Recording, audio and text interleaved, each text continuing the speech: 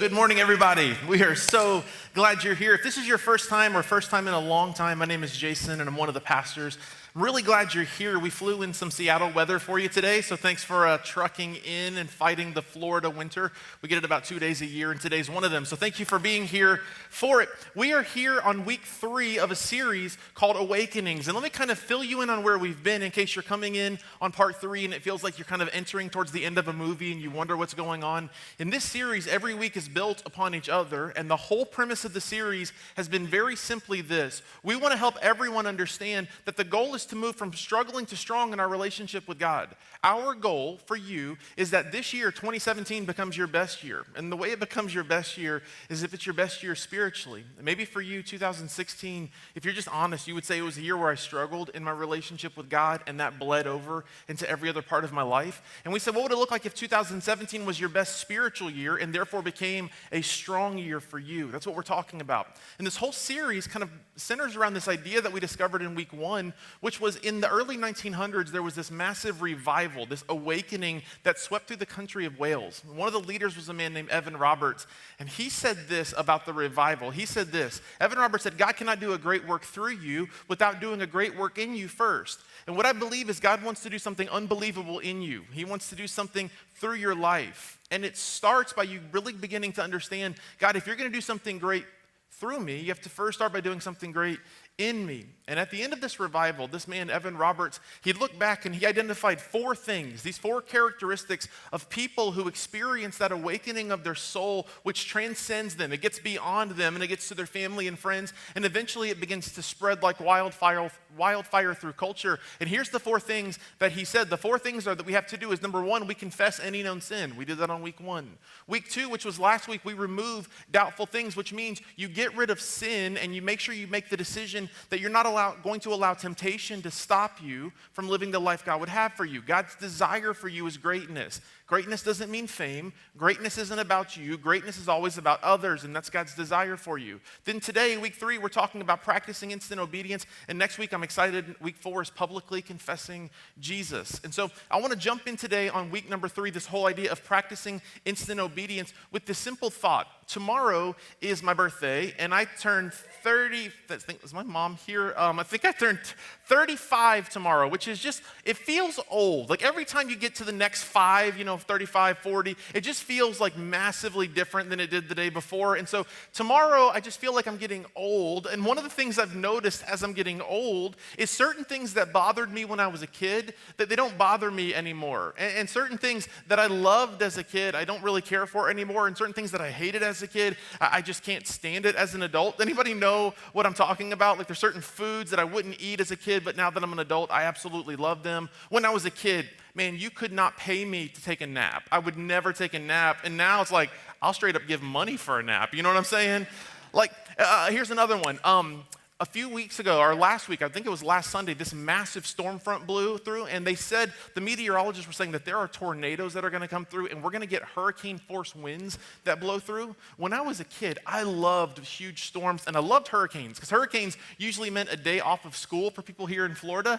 Now that I'm an adult, I think a hurricane, I think of my house, like what is happening? And I hate it. Here's another good example. A few weeks ago was New Year's Eve, and when I was a kid, I loved fireworks, I loved staying up late.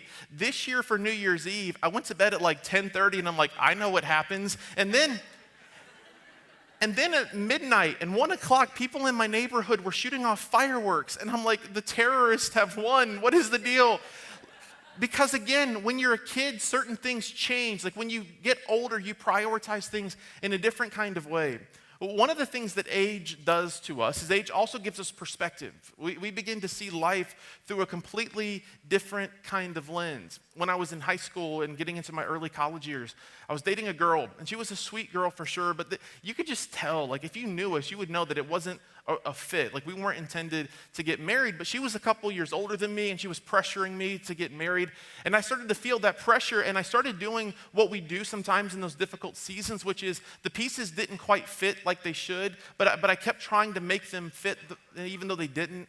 And I remember going with my dad one time, we ran to the store, and I said, Dad, I feel like I have to take this next step, and I probably should get engaged and get married. And my dad said, Jason, if you do this, it's going to devastate your life. Like you'll live a life that's frustrated. You'll never reach the potential that God's placed in your heart. I remember that moment getting so frustrated and mad. I slammed the car door shut. I went to my room. I skipped dinner. If you know me, that is like I am depressed at this point. Like I skipped a meal. I was so mad. And yet with perspective, with some age, I understand that what my dad did was he wasn't trying to punish me. He was trying to actually rescue me. He was trying to save me from a life that fell short of the plan and purpose of God for my life. In my own life as a father now with kids, it's interesting. I feel like my perspective at times has changed. And sometimes I don't really feel necessarily like the son anymore. I absolutely feel like the father in terms of my own life and raising my children. And I've had some moments with my kids where I've had that perspective. It's hard to explain, like they may never get it, but someday, maybe when they're older, they will. Some years ago, my sons Joey and Gavin, they were quite a bit younger, and they were playing in the house, and we were about to leave to go to dinner with some good friends at a restaurant that's like my favorite restaurant in the world, a place called Texas de Brazil. That is what I believe they're going to serve in dinner on night one in heaven. It's just this massive a buffet of all-you-can-eat amazing steak, and I had never been, and I was so excited. I ate a salad for lunch, just a salad to prepare my soul for what was going to happen at dinner, and I was starving at dinner time, and finally we were 5 minutes from leaving. I was dressed up and ready to go, and I heard the boys kind of like playing and joking, and then I heard a thud and a scream, and then my son Joey comes running to us. Joey's the older one, and he comes running to us, and he's like, I don't know what happened. I don't know. And we go and we find Gavin on the floor with this massive gash in his head. Here's a picture of Gavin that night. I told him chicks dig scars, and this is years ago. And it was devastating to see my little boy like this. It was also devastating because I had to skip dinner, and separate but similar feelings. And so we take him to the emergency room there, and they have to give him stitches. And no little kid this age should get stitches, and they certainly should never have to get stitches in their head. But I remember I was there with little Gavin, and they were going to do stitches in his head. And what I understood as the parent that he couldn't get his head around was the stitches may be painful for a moment, but they're going to help you in the long run. The stitches are going to hurt for a few minutes, but if you put the stitches in, then you're not going to have this nasty scar for the rest of your life. Like, we need to do this, and it's for your good. But little Gavin, like, he couldn't understand that. And so I'll never forget that feeling of holding my son down on the table while the doctor stitched his head together. I saw the look in his eyes like, why have you betrayed me? I trusted you. And I'm like, why did you cost me dinner? And it was just this awkward moment. But you understand now that I see this through the lens of a parent, and I have a ton of examples like this. Just this week, my little daughter Ella, who was 2 and perfect, she was taking a bath, and after the bath, I pulled her out of the bathtub and I'd set her on the carpet, and I was going to get her towel to dry her off, and I said, Ella, stay right here, don't move. And all of a sudden, she just disobeyed, and she took off running, and when she took off running, her feet, it looked like something out of a movie. Her feet like both came up from underneath her, and she fell completely backwards, and I picked her up, and she kept saying, I'm so sorry, I'm so sorry. Like, I tried to tell you, I see it from a completely different perspective than you do. All of us can in some ways begin to wrap our mind around that, how there is a time when as an adult, we can see the world through a different lens than our kids. And I don't ever have rules to keep my kids from having fun. In fact, I want to be the lead fun maker in my home. I want to do stuff that's fun. I want my kids to laugh till their sides hurt. I want my kids to, like, at some point spew water out of their mouth or milk out of their nose because they're laughing so hard. Like, I live to have fun with my kids. That's my joy. But there are rules that we have in my house, and the rules that we have in my house aren't so that my kids won't have fun, it's so that my kids will be protected. The rules that I have are all about safety and protection. They're all about security and making sure that my kids will grow up to live a happy, healthy, long, and fulfilled kind of life. And yet, as a dad, I see this through a different perspective than I did when I was a kid. I know that I see the world through a different perspective than my kids do. And it's interesting because we can get our minds around that. But often when we think about God, we don't say this. Like, we know God is God, and we know God is smart, and we know God that He knows everything. But the reality is we act sometimes as if we know better than Him. We act at times as if we're in control, as if God doesn't really know what He's talking about. And when God gives us rules, we either disobey or we delay our obedience. And delayed obedience is honestly just a fancy way to say we disobey. We say things like, I'm just going to pray about it when we know what we were supposed to do from the very beginning. And we do these things and then we disobey. And when we disobey, what we're saying to God essentially is, I know better than you. I'm smarter than you. I can handle my situation. I can control my circumstances. I've got it all. And what's weird is we understand the relationship from an adult to a child, how we see from a different perspective than them. And yet the creator of the universe, the God who hung the sun, moon, and stars, the God who knit every fiber of your being together to create you, the God that gave you your personality and your hairline, the God that made you specifically the way he made you, that God who created you sees everything, knows everything, and check this out, he is a good and loving father. But he has rules. He has times he asks us to obey, and those moments for us are difficult. Look what Jesus says about this. In the book of John, Jesus is talking, and he says it in this really brash way, this really difficult way. Jesus replied, anyone who loves me will do what? They will obey. They will obey my teaching. He goes on to say this. He says, my Father will love them, and we will come to them and make our home with them. But then he contrasts it with this next part. Anyone who does not love me will not obey my teaching. These words you hear are not my own. They belong to the Father who sent me. Essentially what Jesus says is this. Jesus is saying that in order for us to experience all of God's best, in order for us to experience the greater kind of life that God has for us, we have to move past what we talked about last week, which is removing doubtful things, and we have to move to a full intentional level of obedience in our relationship with God. And I just wonder how many of us, if we're just honest, we've made excuses for the reasons we haven't obeyed God. We've delayed obeying God, or let's just be honest, we've just not obeyed in general. And the reason we haven't obeyed is because if we can really get down to what is underneath our disobedience, we want to be God in our own lives. A few days ago, my wife and I, we had Chick-fil-A for lunch. And Chick-fil-A now for kids' meals, they've been giving out these games, these little cards. And the cards are table conversation starters. And some of them are fun. Some of the questions are like, if you were stranded on a deserted island for a week and you could bring 3 things, what would you bring? And so it's fun to hear the kids talk about what they would bring. And my son, Gavin, said if he was on a deserted island, he would bring his iPod, which he can call from so that he can order pizza, which makes perfect sense. But it's fun. One of the questions was, if you were president for one day, what would you change? And my son Joey said, I would get rid of all school. And as a kid, it makes perfect sense. And as an adult, you're saying, but you would miss out on so much in your life by not going through the hard work of school. Like you see things from a completely different perspective. If we can get our heads around this, of how God loves us and sees us from a different perspective, and when we understand that when God asks us to obey, he's not doing it to limit us or to stop us from having fun. Instead, he's setting us up for a life that fulfills his plan and purpose. When you understand that, it shifts everything. So I want to look at 3 different things, and these are 3 things that as I think about it, I filter through the lens of a father, as a parent who understands I'm thinking through the perspective of what's best for my kids. In the same way, God has a similar perspective for us. Here's the 3 things if you're a note taker. Here's what we have to do. Number 1 is we have to define a good life.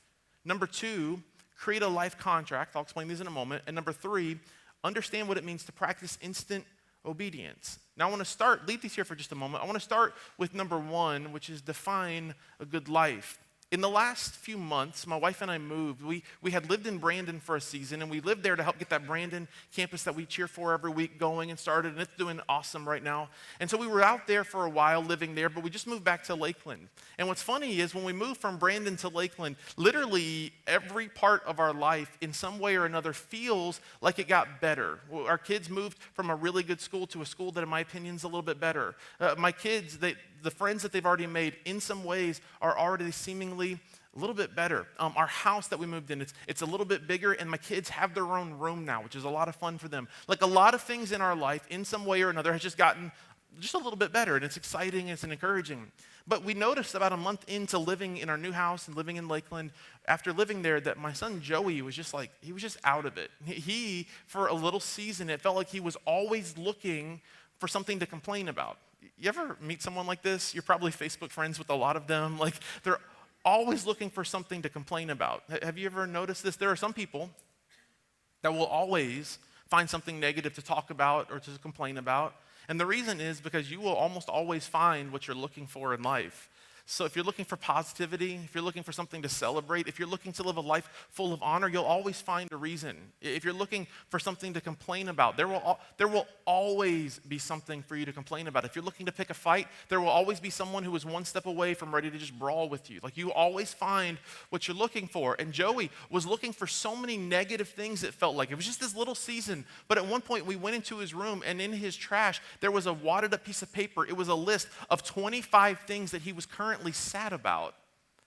And I said, Bud, like, I understand, like, some of these things, like, I understand that we moved and you have a different school, so I understand that you lost some friends, maybe some people you were close to, but you can still email them, right? Like, I understand that you miss our old house, but you have your own room now. Like, we kept going through one by one by one, and he just kept focusing on the things he was frustrated about. And what I began to realize is this, is part of my role as his dad is to point him to define what a good life actually looks like. And eventually what begins to happen is we move from talking about material things to things that ultimately matter. We move from talking about you have your own room to now you can actually begin to use your life to make a difference in the lives of other people. We shift from temporary things to things that have eternal value. So one of the things I did for him that was just fun to me, honestly, was I printed this board. It's about 18 inches square, and on it says Joey, J-O-E-Y, but I highlighted the J, O, and the Y from his name. And underneath it, what it says is you can't spell Joey without joy. And what I told him is every day, I want you to use this marker, and I want you to just write one thing that you're thankful for. Even if you've had a tough day, even if you're sad about some things, write one thing you're thankful for, and eventually what will happen is your focus will begin to shift. What I learned is happiness is sometimes based on circumstances. Joy comes from within. And I told Joey, like, at some point you have to start making the decision that you're going to be a person that lives a great life, and greatness isn't defined by what you have, but it's defined by the fact that God is alive inside of you, and beyond that, he has greatness and great things in store for you. That is God's best, and that is God's intention for you. So every single day, he's writing something good. Every single day, he's writing something he's thankful for. In the Bible, Jesus tells this interesting story. He compares this idea that for so many of us, we can be focused on the wrong thing, and yet if we have the right perspective, it'll change everything. And Jesus tells this interesting story. Let me read it, and then I'll kind of come back and fill in what it means. Jesus says this, Matthew 13, he says, the kingdom of heaven is like a treasure hidden in a field. I'll explain that in a moment. He says, when a man found it, he hid it again, and then in his joy, he went and sold all that he had and he bought that field. So he sells everything to buy the field. Then he tells another one, again, the kingdom of heaven is like a merchant looking for fine pearls. When he found one of great value, he went away and sold everything that he had, and he bought it. Now, I want you to look at these two stories that Jesus tells. These are just not real stories, but these are stories that Jesus told to make a point. In the first story, Jesus tells a story about a man who's out working in a field. Now, we don't know what's happening. Maybe he's out tilling the ground or plowing the ground. He's out doing some work in the field, and he stumbles across some hidden treasure. Now, what everyone would have understood in the writing of the time of Jesus, what everyone understood is there was no banks. There was no safety deposit boxes. There was no safes for you to keep at your house. So if you had wealth, if you had some money or some gold or some jewelry, if you had anything of great value, the only way to necessarily protect it was often to find a place to hide it. So it was unbelievably common in Jesus' day for a person who had great wealth not to keep it all hidden in their house, but to go out into a field, into a place that would be completely inconspicuous, and to dig up the ground and put it in some sort of container or box and literally to hide it in the ground. And you would do this for a lot of reasons. One of the main reasons was they lived in a culture that your country could be overtaken by another country and another army at any point, and you didn't know what would happen. And so the best way to protect the stuff you had was to hide it. And so in Jesus' culture, people were used to this idea. So it says there's a man, and he's working in a field. Now, we don't know what's happening, but maybe what Jesus is implying here is he's out working in a field, and he stumbles across something that maybe the previous owner or the owner before him or the owner before him of the land had hidden this box that was full of great treasure. And the man is out in the field doing his job, and he discovers it in the field. Now, what he has found is something better than what he has. So he goes off and he sells everything that he has. He sells all of it. And the reason he sells all of it is all of that stuff that he had is incomparable in value to that which he found. Now, if you didn't know that this man had found treasure and you saw that he sold all of his belongings and all of his stuff for this plot of land, you may say, you're so dumb. It's just land. What are you going to do with it? Like, you can only grow so much. It's not worth all of your possessions. And yet he knew that there was something greater in store for him if he would trade the temporary for something even greater. And then Jesus tells a similar story about a man who searched for great pearls. And when he found one that was worth everything, he sold everything. Why? Because it was a trade that was worth making. It was a trade up for him. It would be no different than if I had a $100 bill in my hand and I said, does anybody here have a one? You have a one, and I said, would you like to trade? It's just one bill for one bill. Would you want to trade? Of course you would want to trade straight up. Why? Because even though they're one piece of paper each, one carries so much more value. And as we look at this idea of defining the good life, what we have to do as parents for our kids, and what I believe God does for us, is he keeps saying that there is something greater for you, and you have to keep making the decision to let go of the temporary things to take hold of the eternal things. You have to let go of the things that don't really matter. And for some of us, it's sin. For some of us, it's insecurity. For some of us, it's depression. For others of us, it's this habit that we have to break out of. It's this addiction that we need to stop cycling through. And we need to let go of that thing to trade up to something that has even greater value for us. Our whole culture screams that what you have isn't enough, and if you buy this product or buy this item, it'll make your life better, fulfilled, and perfect. And yet, what you find is often those things that you buy are meaningless. And what we do as parents is we keep reminding our kids, we shift their focus from the things they have ultimately to the things that are eternal. That's the first thing we do. The second thing we do is this. In your notes, it says we create a life contract. When I was in college, a speaker came through and he talked about this simple idea. And here is all the ideas. If you have your message notes, flip it over. One of the most important decisions you can make, and I suggest doing it in contract form, whether you use this or go home and do your own, is you make a decision that you're going to create a contract between you and God. A contract. And when you think about a contract, usually a contract is all about protecting your rights. A contract is all about making sure you get what you need, but this contract's a little different. Here's a picture of one I took this morning. The contract simply says this. It says God's ask. This is what God is going to ask of you. And it's intentionally blank. There's intentionally nothing there. And then my response, my answer, and I want you to simply just write the word yes beside it. Just write the word yes there. Then at the bottom, there's a place for you to sign your name. The reason we leave this top section blank, the reason where it says God's ask, and we leave it blank is simply this. It doesn't matter what God asks. It doesn't matter what he requests of us. It doesn't matter what he asks you to do, who he asks you to talk to, what he asks you to give, because none of the stuff that you have matters, even down to the point of your own perception, the way people think of you, your life. None of it even ultimately matters in comparison to the things and plan that God has for you.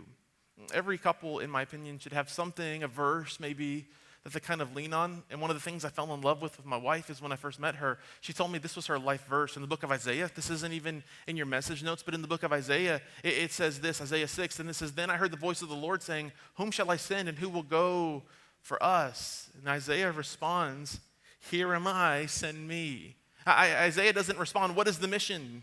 What will you have me do? Where will you have me go? What will it cost? What will it take? What will it do to my personality? What will it do to the way people think of me? What will it do? He doesn't ask any of that. All he just says is, it doesn't matter what you ask. Here am I, send me.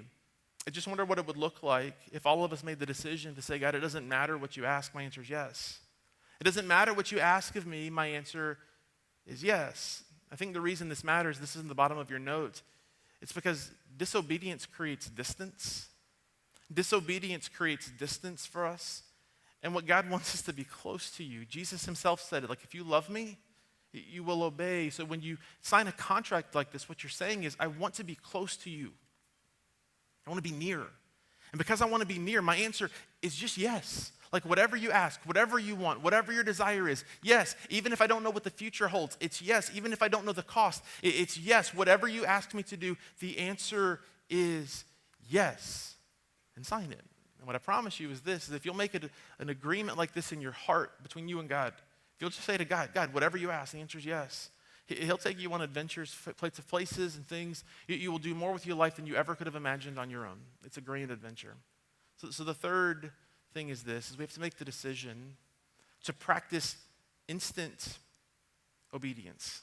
Practice instant obedience. Now, I love the word instant here, because like I said earlier, delayed obedience is disobedience. One of the things I've been trying to teach my sons as they're getting a little older is when I ask them to do something, I want them to say, yes, sir, before they do anything else. Like, I don't mind if they have a question. In fact, I love that my kids have questions. I love that my kids want to know why I ask them to do something. I'm happy to answer. but I want them to say yes, sir, first, because what yes, sir does is yes, sir says, my heart is in the right place. I'm going to do what you've asked me to do.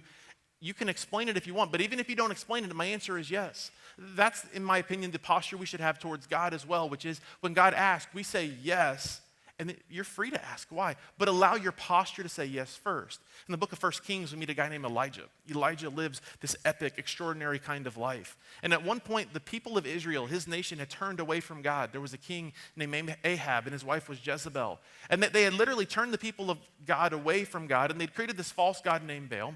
And Elijah goes to them because God tells him to, and Elijah goes to them and says, because of your wickedness, God's going to turn the rain off, and it will not rain. And days turns to weeks, and weeks turn to months, and months go by where it doesn't rain, and a severe drought hits, and Israel is in crisis mode. And then God says to Elijah, go back to King Ahab and tell him, let's have a contest. Let's prove once and for all whether Ahab, the God of Israel, that the new people, the new leaders have chosen, or me, the real true God, or the one true God.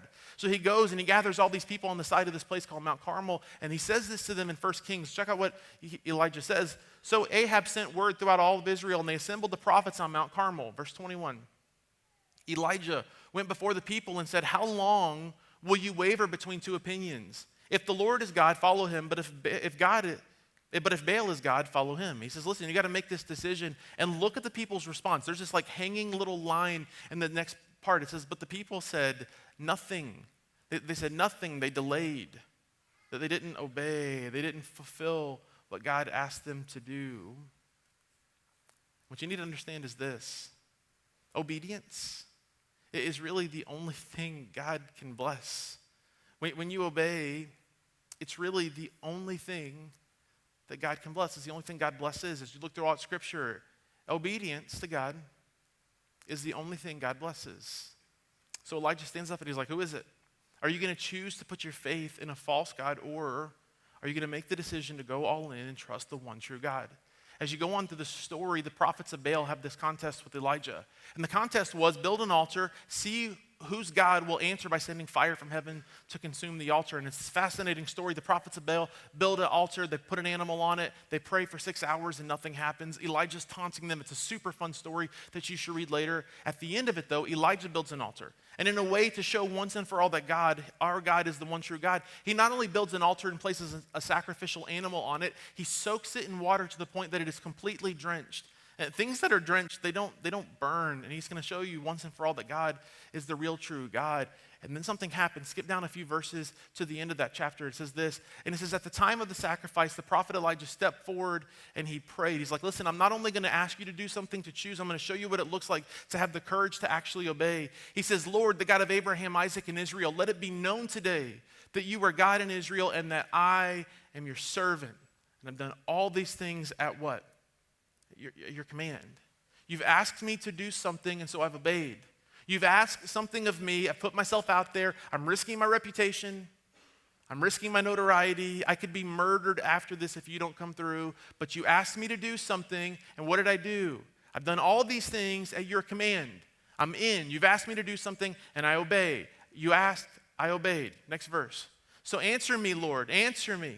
So these people will know that you, Lord, are God, and that you are turning their hearts back again. Verse 38. It says, then the fire of the Lord fell and burned up the sacrifice. It completely consumed it. It says it burned up the sacrifice, the wood, the stones, and the soil, and also licked up the water in the trench. It's like this amazing miracle happens where God not only consumes the sacrifice, which was the agreement, but the fire consumes everything. In this moment, God proves once and for all to those people standing around that he is the one true God. You see, you want to live a life of influence? You want to live a life where an awakening starts in you that spreads to other people? You want to move past just confessing your sin and stopping at temptation, which is kind of what we talked about last week. You have to make the decision that whatever God asks, whatever request he has of you, my answer is yes. We move past disobedience, and we certainly move past delayed obedience to instantly making the decision that whenever God asks something of me, I will obey.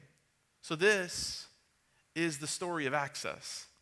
This instant obedience is the story of our church. It's because there have been so many times in the history of our church where the convenient thing to do would be to kind of like delay on God or to step on the brakes and tap the brakes.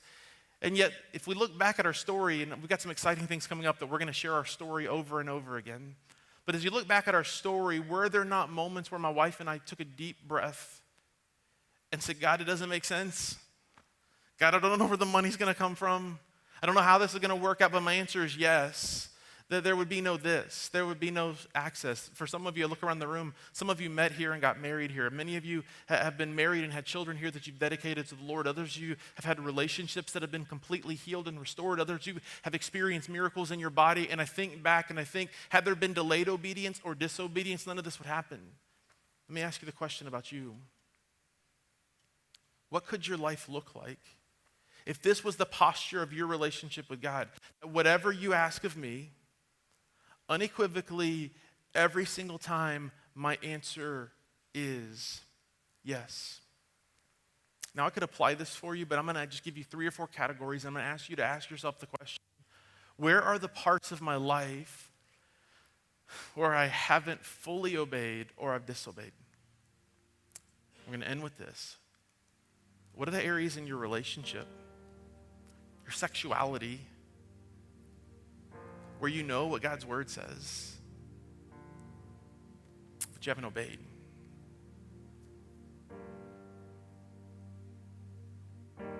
Where are the areas in your career, your job, where you're not being truthful? You haven't obeyed. Okay. God's word instructs us, it commands us that our faith, even though it's personal, was never intended to stay personal. It was never intended to stay private. It was always intended to be public. Well, where are the areas in your life where you haven't gone public with your faith? It's disobedience. Well, what about your money? Where are the areas in your money where you've disobeyed God? You've said, God, I know you have your own perspective, but from my perspective, I'm in control. So I'll hold on to it tightly. Come up with excuses and reasons we don't trust God or trust the church or trust other people. And so we become stingy. We disobey. What about your time? What are the areas with your time where God has asked or requested something of you and you just haven't been obedient? But what about your resources beyond your money, your house? And the open seat at your table, an empty room in your house where you could use it. And maybe you have specifically felt like God asked you to do something with it. You haven't obeyed. And delayed obedience is disobedient. What would it look like if all of us made this decision today? That God, for you to do an awakening in me. I'm no longer settling for lesser. I'm no longer settling for lesser, like I'm going to redefine what a good life is. I'm going to redefine what healthy, God-honoring relationships look like. I'm going to redefine what my money looks like. I'm going to redefine the way my career works. I'm going to redefine the way my health works. I'm going to redefine the things that I define as good. I'm going to define them through your lens, not through mine. And what would it look like? I think it'll change everything. So here's the progression. Okay, watch this. We start with confessing any known sin. Week 1. God, I'm confessing to you and you forgive me, and I'm confessing to other people so that you can heal me. In week 2, I'm removing doubtful things, which means I'm backing up past the line of sin, way beyond that, to the areas of my temptation, so that when I'm tempted, I won't allow temptation to lead me to where Satan would destroy me. Week 3, instantly, whenever you ask something of me, I obey. Jesus said, you'll know you love me when you obey. So what would it look like if all of us said, God, awaken something in my soul by me being obedient to everything you ask of me? Would you bow your head and close your eyes all across this room and let me pray with you now?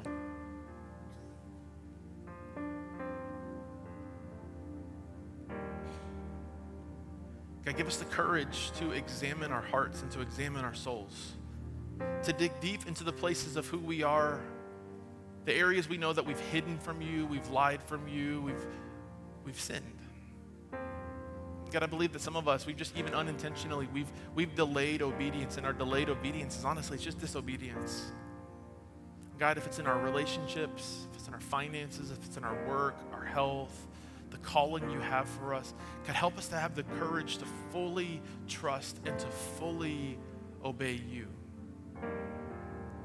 God, I know this is a hard message, but if all of us will examine our hearts, I believe that you will again continue to awaken something in our souls that we didn't even know could exist.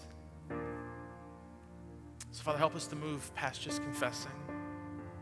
Help us to move past just setting our temptation line back further and further from sin. And help us to be moving past that into the place where anytime you ask anything of us, our answer is yes.